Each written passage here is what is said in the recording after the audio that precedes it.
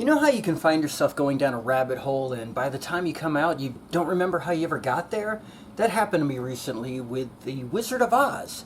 I found myself watching all these documentaries about the author L. Frank Baum and all of his Wizard of Oz books, and I found it very imaginative. All of these characters and lands and fantasy scenarios, and I just kind of wanted to get a lot of stuff for it. So, I mean, all I really had was the DVD box set of the famous 1939 movie, all of the documentaries that are on it, the silent black and white films starting way back in like 1910, 1914, there was 1925 with Laurel Hardy, there's a 1933 animated film. Anyways, I wanted to get the books because in these documentaries they showed the artwork in the original books, and I found the history of all of this pretty exciting. I also had a book about the making of the film, but I really added to my collection, and let me show you what I got. So it all starts right here with the original The Wonderful Wizard of Oz from the year 1900. This is the Centennial Illustrated First Edition reprint. Unfortunately, mine arrived in the mail with this giant crease in the corner. It's written by L. Frank Baum, and the artwork is by W. W. Denslow. They had worked together the year before in 1899 on the book Father Goose Stories, which was a big success. So they teamed back up for this even bigger success. You got the Cowardly Lion, Tin Man, Scarecrow, maybe that's Glinda, the Good Witch, the House, the Cyclone, Toto, Dorothy, the Munchkins.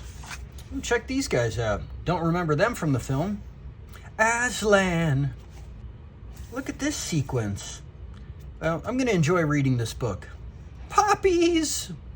There they are in the poppy field. Oh, look at that. A stork carrying him. Huh.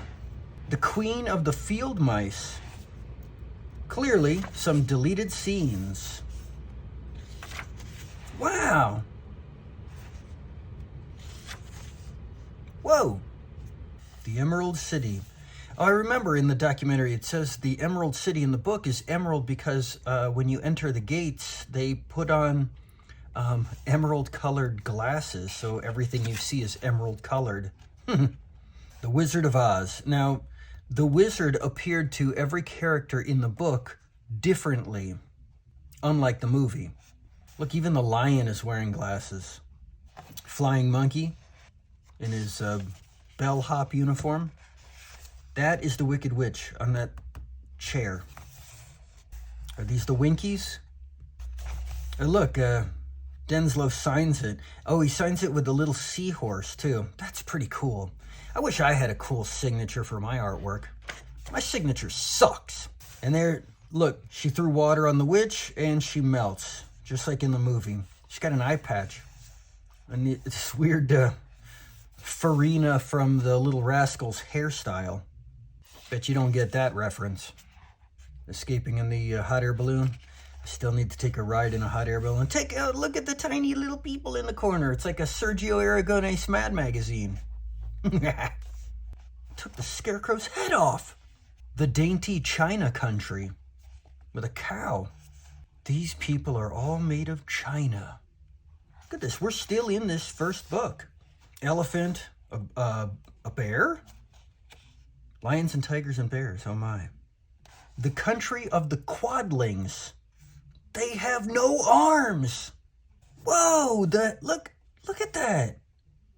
And so we come to the end. Let me see here. So 189 pages. That should be a pretty quick read.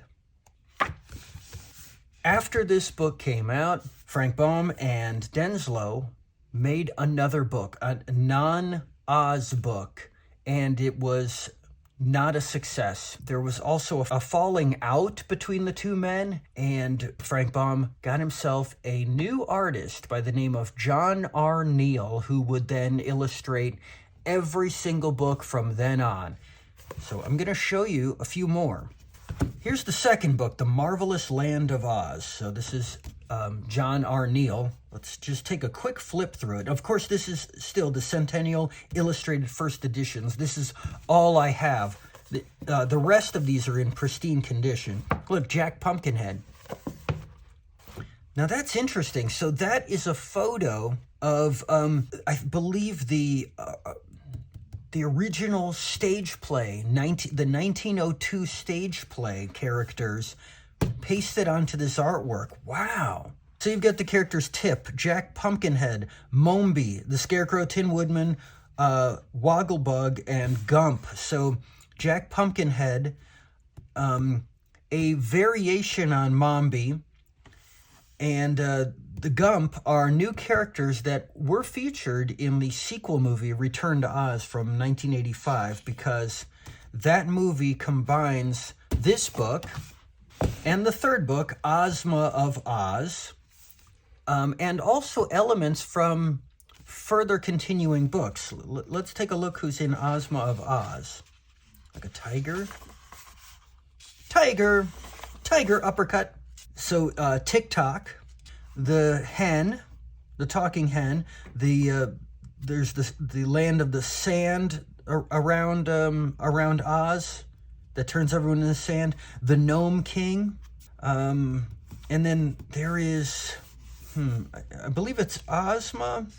Anyways, they've combined two of the female characters, one that takes her head off in this book, and Mombi, or vice versa. So anyways, I'll just show you quickly the rest of the books. We've got Dorothy and the Wizard in Oz, The Road to Oz, The Emerald City of Oz, The Patchwork Girl of Oz, TikTok of Oz, The Scarecrow of Oz, Rinkatink in Oz, The Lost Princess of Oz, The Tin Woodman of Oz, The Magic of Oz, and Glinda of Oz. This is the 14th and final book written by L. Frank Baum before he died. His widow handpicked a successor, an author named Ruth Plumley Thompson, to pick up the mantle and continue from there. She wrote books 15 through 33 of the series, and they were all continued to be illustrated by John R. Neal. So we've got The Royal Book of Oz, Kabumpo in Oz, The Cowardly Lion of Oz, Grandpa in Oz, The Lost King of Oz, and The Hungry Tiger of Oz. This is the 20th book and the last one I own, because that is as far as this Centennial Illustrated First Edition series has printed up to. I can't find any information on when the next books are coming, but if and when they do, I will add them to my collection. Now, Ruth Thompson and John Neal continue to work on the book series all the way through number 33. And that's when John Neal took over the writing chores as well as illustrating, and that was books 34, 35, and 36. He also wrote book 37, but died before that book came out. Many years later, it was illustrated by Eric Schanauer, and that's when that book came out. And Eric Schanauer also wrote and illustrated two more books, which I have. Little Adventures in Oz, Volumes 1 and 2. These are actually collections of, I believe, 5 books. Let's see here. The Enchanted Apples of Oz, The Ice King of Oz, The Forgotten Forest of Oz, The Secret Island of Oz, and The Blue Witch of Oz. So these are completely written and illustrated by Eric Schanauer. Eric Schanauer then wrote a Marvel comic book series illustrated by Scotty Young. And as you can see here, I have issue 1 signed by Scotty Young when I met him. I got issues 2, 3, 4, 5, 6, 7, and 8 as well of that 8-issue limited series, but then he came out with another series, The Marvelous Land of Oz, and that's where I stopped getting the individual issues, because he just kept coming out with series after series after series, and I wasn't able to keep up. But I did get a gigantic 900-page omnibus that collects all of the series. Check that out. L. Frank Baum, Eric Chanauer, and Scotty Young. Oz, the complete Eisner award-winning Oz adaptations from Marvel. This is a giant hardcover omnibus book. Like the Yellow Brick Road. And this collects every issue of The Wonderful Wizard of Oz, The Marvelous Land of Oz, Ozma of Oz, Dorothy and the Wizard in Oz, The Road to Oz, and The Emerald City of Oz. I believe each one of those were 8-issue limited series, and then it also includes The Wonderful Wizard of Oz sketchbook and the Oz Primer. So you've got more than 900 pages.